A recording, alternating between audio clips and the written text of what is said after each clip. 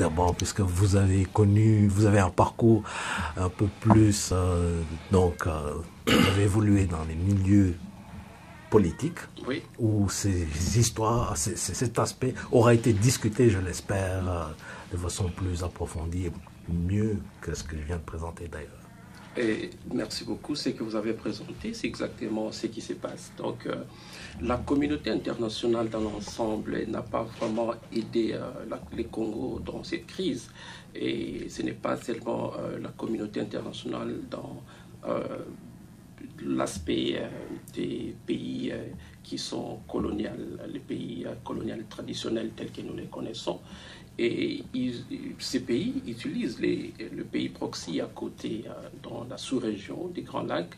Vous avez cité le Rwanda. Ce n'est pas nous qui accusent le Rwanda. Le United Nations a plusieurs fois diligenté des enquêtes et qui ont démontré après multiples rapports que le Rwanda était impliqué. La question à savoir qu'est-ce qu'ils ont fait pour condamner l'implication de ces pays voisins dans la crise congolaise.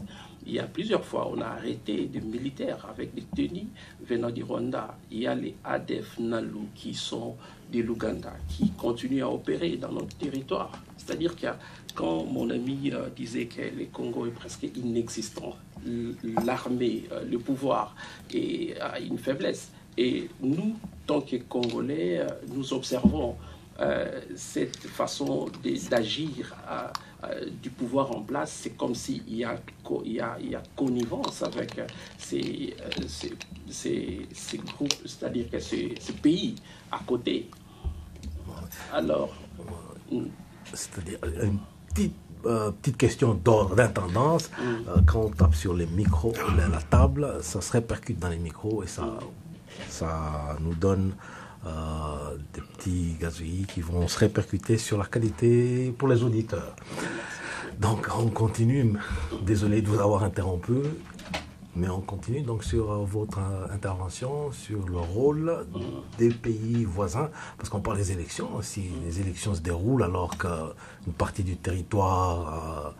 il y a des troubles, même si vous amenez les machines, est-ce que les gens vont pouvoir aller voter quand les coups de feu sont en train de partir à gauche et à droite, machines électroniques, conflits, bon, on vous coupe l'électricité, ces machines ne marchent pas, comment est-ce qu'on va valider des résultats dans des conditions pareilles? C'est ça, c'est parce que l'un des leaders des partis de l'opposition, M. Jean-Pierre Bemba, dans une interview que j'ai suivie, il a parlé de la parodie des élections.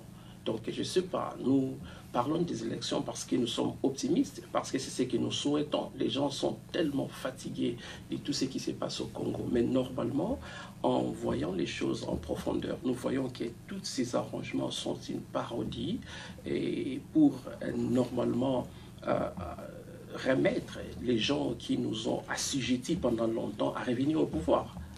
Vous avez vu les comportements des pouvoirs en place, de ramener M. Emmanuel Ramazani Shadari, qui à l'époque était ministre de l'Intérieur, qui d'ailleurs, en ce moment où nous parlons, il est sous les coups de poursuites judiciaires et aussi il est sous les sanctions de l'Union européenne.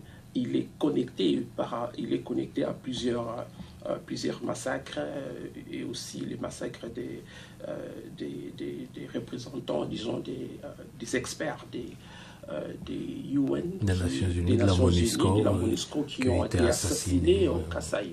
Voilà, on nous présente quelqu'un de comme ça pour être le président.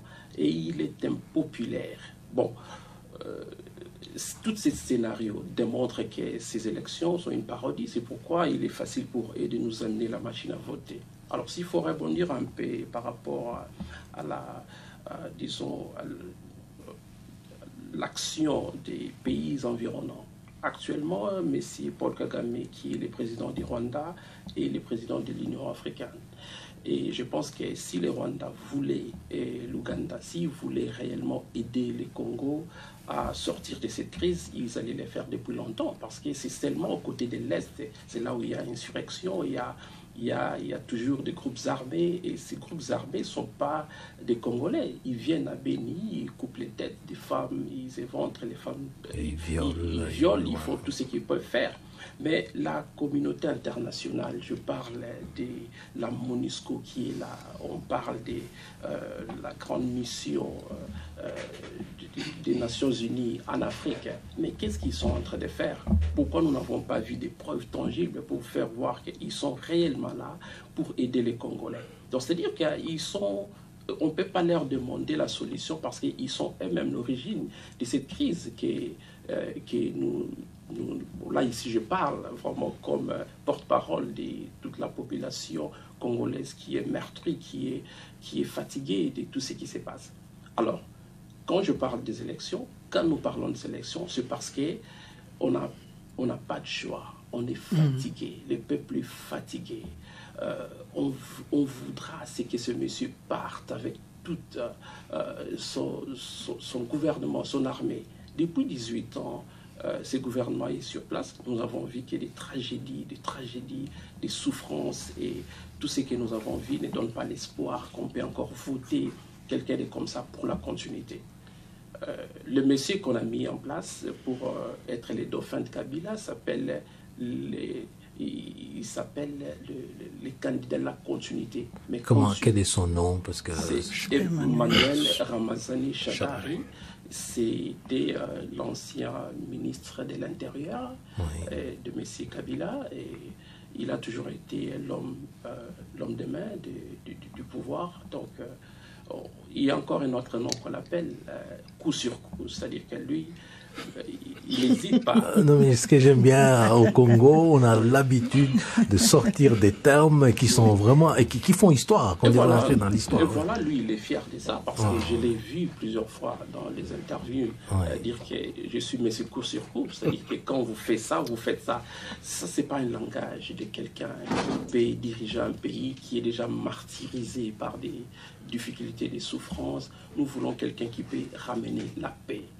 Donc, c'est-à-dire que ces élections n'offrent vraiment pas l'espoir que nous attendons. Et de part, si vous me le permettez, que je continue mon exposé, de part de l'histoire, il faut que je rebondisse un peu à ce que mon frère avait dit. Donc, l'histoire et l'expérience que les peuples congolais, nous n'avons jamais accédé à l'alternance du pouvoir depuis 1965. Même les élections de 2006, nous savons que c'était M. Jean-Pierre Bemba qui avait gagné. Ça, c'était... Et c'est là que je vais intervenir avec cette histoire de la communauté internationale. Les gens sont jugés, sont condamnés, ou ils sont accusés de ceci ou de cela, à gauche et à droite. On voit le rôle trouble du tribunal international, pénal international, Jean-Claude Bemba, qui avait été donné comme gagnant de ces élections. Et tout d'un coup... poursuivi pour des crimes, arrêté en Belgique, je ne sais plus si c'était en Belgique ou au Portugal, je ne sais plus où il a été arrêté. Il a croupi pendant des années à La Haye, et puis tout d'un coup, blanchi, retour... donc c'est un rôle... Il y a quand même une instrumentalisation de la justice internationale quand on en arrive à la situation du Congo. Je suis content que vous ayez utilisé le mot instrumentalisation. Ça, c'est exactement ce qui se passe. Parce que, juste à ce que quand il y a eu l'élection en 2006, vous avez vu avec la popularité, personne ne pouvait gagner Jean-Pierre Bemba en 2006. C'est le même scénario qui s'est passé en 2011 avec Etienne Tshisekedi. C'est lui qui a gagné les élections. Il y avait même les observateurs internationaux, les centres Carter, avec tous les rapports qui ont démontré noir sur blanc que c'était Etienne Tshisekedi qui avait gagné. De même avec Jean-Pierre Bemba. Mais qu'est-ce qu'ils avaient fait après? Toutes ces poursuites judiciaires, les accusations, c'était juste pour l'écarter. Il a passé 10 ans en prison pour des crimes qu'on lui a imputé. Il était en Afrique du Sud quand on l'a accusé de faire partie du massacre qui s'est passé en Afrique Centrafrique. Après 10 ans, la Cour dit qu'il est acquitté. Mais comment va-t-il récupérer les 10 ans passés? Vous voyez, il y a une instrumentalisation à tous les niveaux. Et vraiment, nous sommes fatigués. Nous ne voulons pas.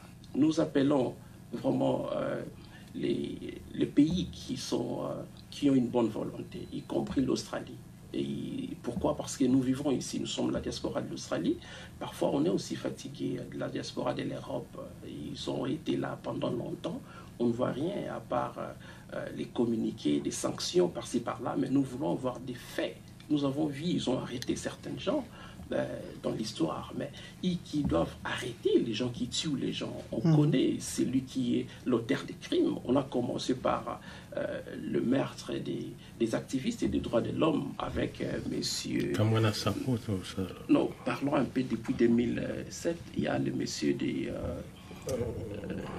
Fidel Bazana oui. Et puis, qui ça l'autre là qui était tué, on l'avait égorgé, bon, on a exposé les corps, les noms m'échappent un peu, mais avec les enquêtes qui ont été diligentées, on connaît qui était l'auteur, les généraux de la police, mais tous ces gens-là sont là, ils travaillent. Mais pourquoi la communauté Congo, la communauté internationale, ainsi que la justice internationale? Bon, moi, par profession, je travaille dans l'industrie judiciaire, je travaille à la Cour suprême de la justice ici. Je peux comprendre un peu des petites histoires là-dessus. Quand il y a la vraie justice, on peut voir, mais quand il y a instrumentalisation, on peut voir. Et pourquoi toutes ces organismes internationaux qui se sont élevés pour accuser Jean-Pierre Bemba à l'époque ne pouvaient pas aussi accuser les autres généraux, accuser aussi, il y a le général Amissi qu'on connaît, il a été accusé de vendre les armes par les rebelles. Et tout ça, c'est noir sur blanc. Si on rentre par les crimes économiques, il y a eu récemment les rapports des Panama Papers qui a cité les noms de la famille présidentielle et de ses amis et de tout ça. Mais commençons par la justice de notre pays. Qu'est-ce que la justice fait? Rien, absolument rien. Ouais. Donc, on est vraiment abandonné. Nous demandons à tous les pays, y compris l'Australie, les gouvernements australiens, les gens qui veulent la paix du monde, qu'ils puissent vraiment soutenir les politiciens qui veulent les changements. Nous, le peuple congolais, nous sommes fatigués. Nous voulons les changements. Ce n'est pas pour rien les gens se retrouvent en exil. Ce n'est pas pour rien les gens se retrouvent en train de faire les asylum seekers, qui d'ailleurs a un grand problème ici dans la politique australienne. Et au lieu d'attaquer les gens qui viennent faire la demande d'asile ici, il faut faire à ce que les pays, de là où ils sont, puissent avoir des gouvernements responsables, des acteurs politiques responsables, soutenir les vraies élections apaisées, transparentes et crédibles. C'est ce que nous attendons vraiment. Si réellement il y aura élection les 30, comme ils nous ont promis, que ces élections soient crédibles, soient transparentes et que celui qui gagne gouverne. Nous le savons. Oui. Je peux faire un commentaire sur ce que mon ami a fait.